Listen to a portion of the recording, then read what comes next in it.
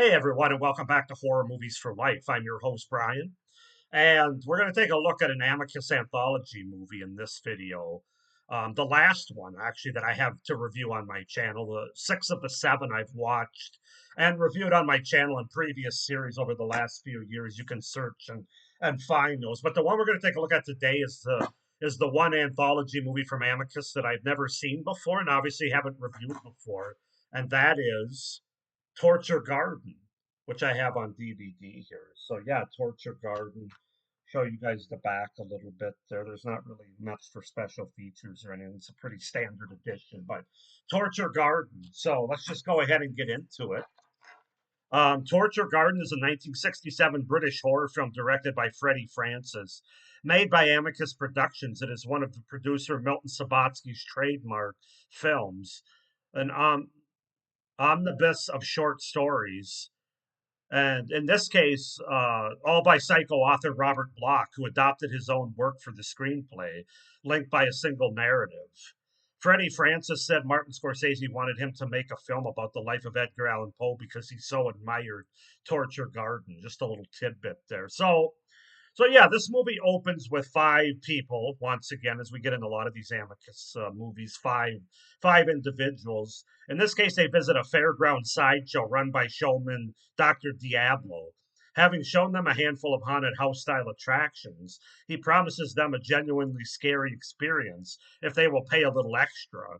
So he basically takes them behind the curtain, away from the general audience, and then that's how the stories are sort of introduced. So the first story is entitled Enoch.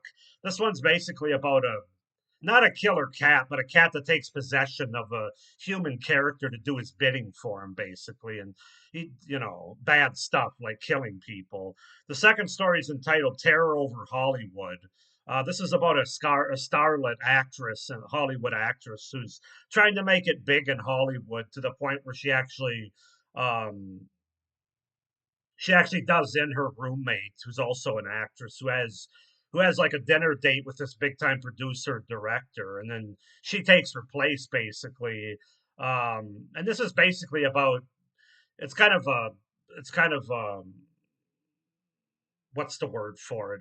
It's kind of talking about Hollywood. It's kind of a social take on Hollywood, and basically this movie's about androids. Um, that's as much as I want to say. The third story is entitled Mr. Steinway. This is about a killer jealous piano, basically like grand piano, who's jealous of its owner's new girlfriend, who's also kind of possessive too. She tries to get him to do what she wants and control him to some degree. And the grand piano is just not having any of it. So it's kind of an interesting story, with a ridiculous premise. And then the fourth and final story is entitled "The Man Who Collected Poe."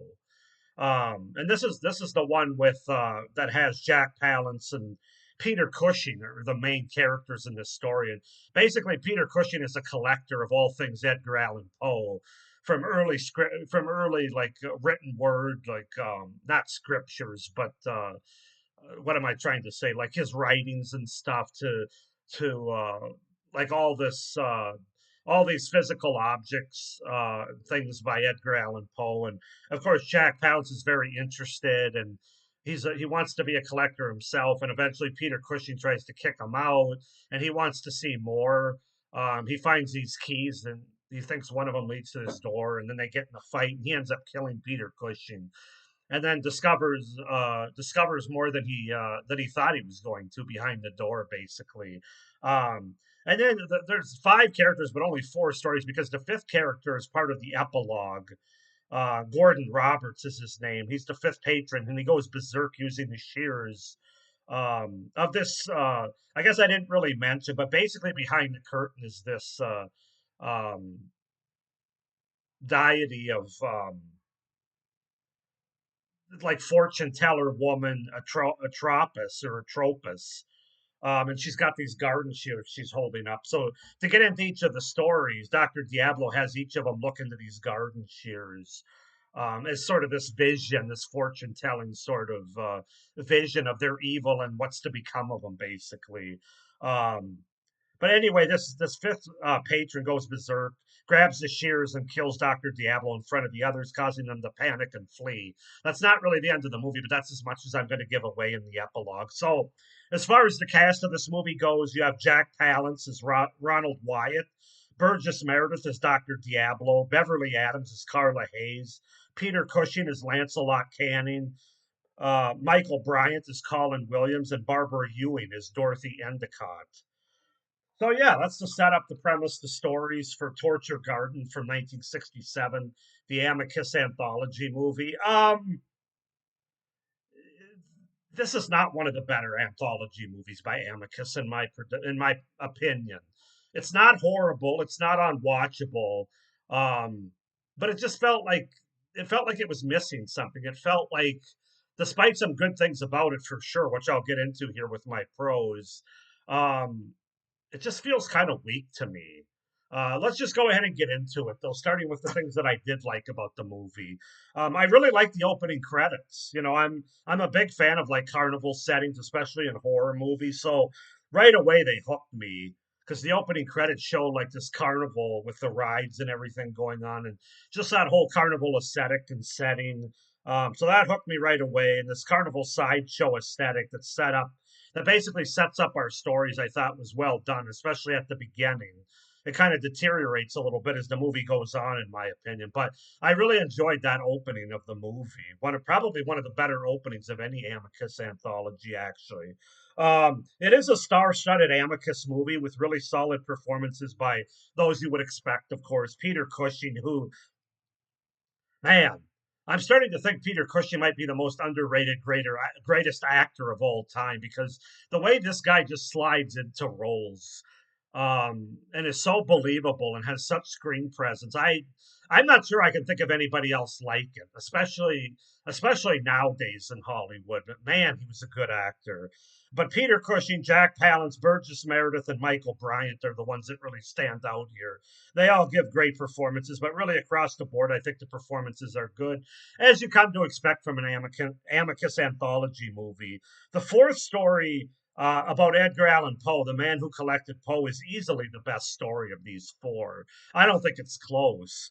And I think it's one of the best Amicus anthology stories of all the Amicus movies. I'd probably put this in, if I were ranking all the Amicus anthology stories, like individual stories, this would have to be in the top 10, I would think, which I'll probably do that at some point too. But you have the two leading actors who are both great, Jack Palance and Peter Cushing. Um, you have the setting, the atmosphere, the twist reveal. Everything just works in this story. Um, yeah, I just loved it. It all works very well. It's very well executed. I think if all four stories were as good as this one, this would be one of the stronger anthologies, frankly, because of my love for the opening and the setting, the setup. I really also like the musical score in this movie, as it really helps capture the feel and atmosphere, not only of this carnival and the wraparound story, but also the individual stories as well. So, yeah, really solid musical score, which I believe was, if I'm not mistaken, I thought I read that the musical score was put together both by a Hammer Films composer as well as an Amicus composer. So, I guess it's not surprising that it'd be one of the stronger aspects of the movie.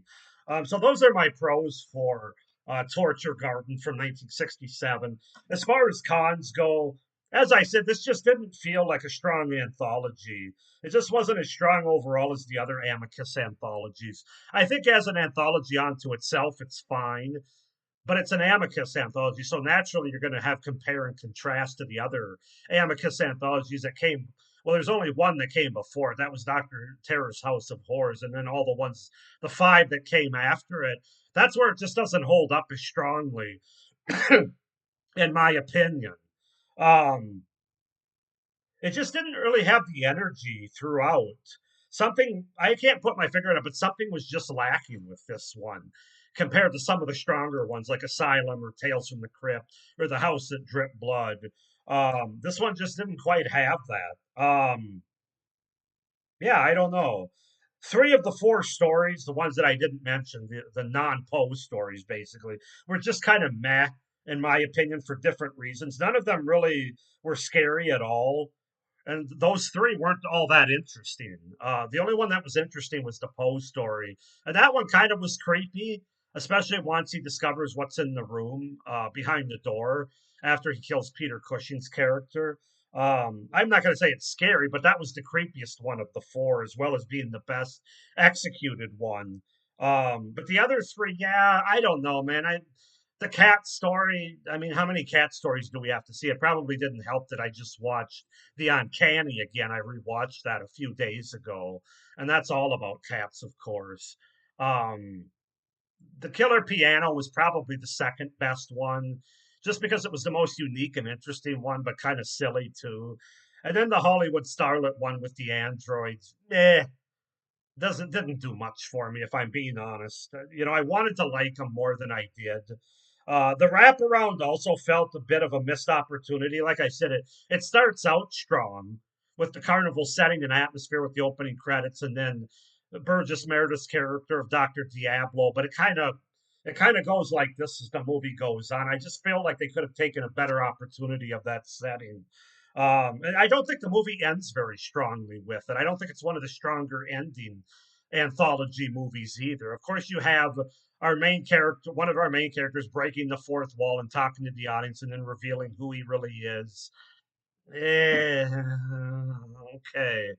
I don't know. I wasn't a huge fan of it. It just didn't leave me off with any sort of great excitement, the way that the House That Dripped Blood did to a certain extent. Certainly, Asylum did for me anyway. So overall, guys, I mean, Torture Garden is fine. It's a fine anthology. It's a fine Amicus Anthology movie that I'm going to give a 6.5 out of 10 to. There's still enough good things here to keep it over the halfway mark for sure.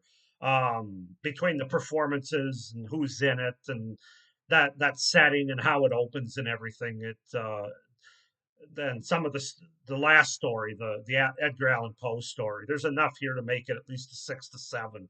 So I'm going to give it a 6.5 out of 10. As far as ranking the stories, The Man Who Collected Poe would be number one. I would probably say Mr. Steinway, the Killer Grand Piano, would be number two. Partially as well because Barbara Ewing is beautiful in this segment, who plays Dorothy Endicott. She's easy on the eyes. Number three would probably be a knock, the one with the cat. And then number four would my least favorite is Terror Over Hollywood with the Hollywood starlet who's trying to make it big and basically it's about androids in Hollywood. It's kind of preaching about Hollywood, some social commentary there about Hollywood and everything. So that's my ranking of the four stories. I guess I didn't mention. I will say the fifth character that goes to kill Dr. Diablo does have an interesting little twist that kind of works given the setting and the sideshow that's involved here, the carnival sideshow. That was kind of interesting. I don't know if I want to say more about that, but again, it doesn't really do anything more with it. It just kind of ends abruptly. So 6.5 out of 10 for Torture Garden from 1967. Go ahead and comment down below what you guys think of Torture Garden. Do you like it as an Amicus Anthology movie? Do you think it's one of the weaker ones? Kind of what are your thoughts about it? The four stories as well. I'd be interested to know down in the comments. Please like this video, hit the little notification bell, and subscribe to my channel as well so you don't miss any of my upcoming horror content for Horror Movies for Life. I still have two more horror anthology movies to review that I'm very excited about for this series for July 2025 here. So, but yeah, please be sure to subscribe if you can. Would really help me out. With all that being said, thank you for watching. I hope you're doing well. And as always, of course, stay scared. Bye.